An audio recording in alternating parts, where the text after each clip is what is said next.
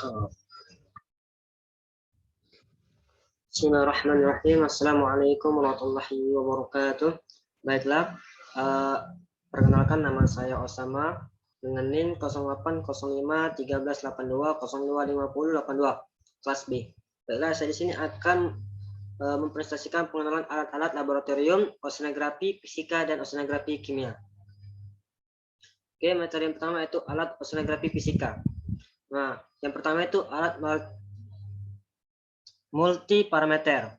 Nah, alat ini merupakan sebuah alat ukur yang digunakan untuk menguji kualitas air yang multifungsi. Nah, alat ini akan mengukur parameter pada air seperti kadar pH, konduktivitas, TDS, salinitas, dan suhunya. Seperti yang kita ketahui, pH itu merupakan derajat keasaman atau kebasaan, sedangkan konduktivitas adalah kemampuan suatu air dalam menghantarkan listrik. TDS sendiri merupakan jumlah padatan terlarut dalam air tersebut. Yang kedua itu Seysindex. Alat ini adalah kecerahan air sungai, dapat diukur menggunakan alat yang disebut Seysindex. Seysindex ini adalah lempengan sederhana yang berbentuk cakram. Pada permukaan terdapat warna hitam dan putih, berbentuk berupa arsiran dengan 4 bagian. Penggunaan Seysindex sebaiknya dilakukan pada pagi dan sore hari. Cara menggunakan Seysindex cukup mudah. Lempengan Seysindex ini diikat dengan tali lalu dimasukkan ke dalam air. Nah, ketika pola yang terdapat pada Seysindex ini tidak terlihat lagi dalam air di kedalaman tertentu, maka didapat hasil analisis tingkat ukur kecerahan air. Alat yang ketiga yaitu floating drawing. Prinsip kerja floating drawing ini adalah mengukur kecepatan arus secara manual dengan bantuan stopwatch. Tali panjang kurang lebih 1 meter yang diikatkan pada floating drawing. Kemudian alat tersebut dijatuhkan ke laut. Saat alat tersebut dijatuhkan, stopwatch mulai dihidupkan. Nah, alat tersebut akan terbawa arus dan pada saat tali menegang atau mengkencang stopwatch sehingga didapatkan waktu serta jarak yang dapat digunakan untuk menentukan kecepatan arus. Nah, pengukuran arah dan kecepatan arus dilakukan sebanyak 3 kali ulang pada tiap stasiun. Alat yang keempat itu crowdmeter. Crowdmeter merupakan sebuah alat ukur yang digunakan untuk menghitung kecepatan arus air, di mana kecepatan arus air akan dihitung dalam satuan meter atau detik. Nah, hasil pengujian posisi awal crowdmeter adalah setelah power switch dalam kondisi on. Nah, motor berputar dan mengulung kabel hingga pembatas yang terdapat pada kabel menyentuh limit switch dengan menyebabkan motor berhenti berputar sehingga crowdmeter berada dalam posisi awal. Selanjutnya itu alat oseanografi kimia. Yang pertama itu HPLC. Kepanjangan HPLC itu High Fluorescent Liquid Chromatography.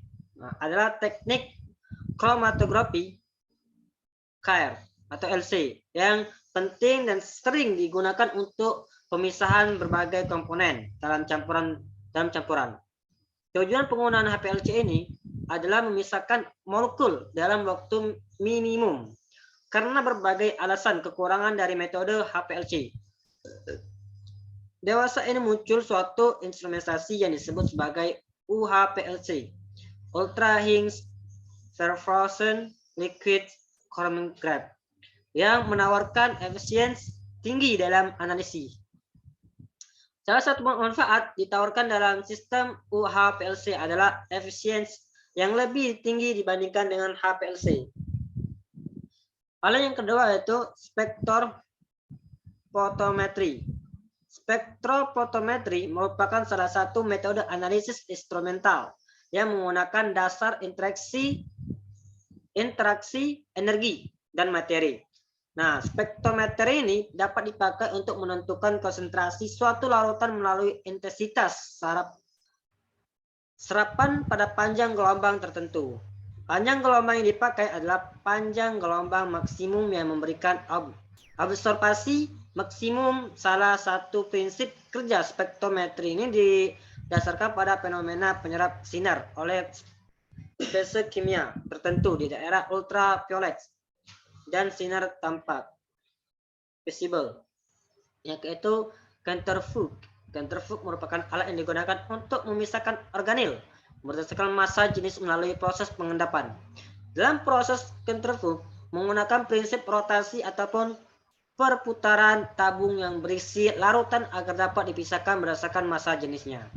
Pada dasarnya, pengertian centrifuge ini yaitu alat yang berfungsi untuk memutar objek atau sampel dalam kecepatan tinggi. Yang keempat itu lemari asam. Apa lemari asam? Lemari asam itu alat laboratorium yang dirancang untuk melakukan percobaan menggunakan zat kimia tertentu dalam sebuah penelitian tentang reaksi kimia. Bahkan kimia ini laboratorium merupakan zat yang berbahaya.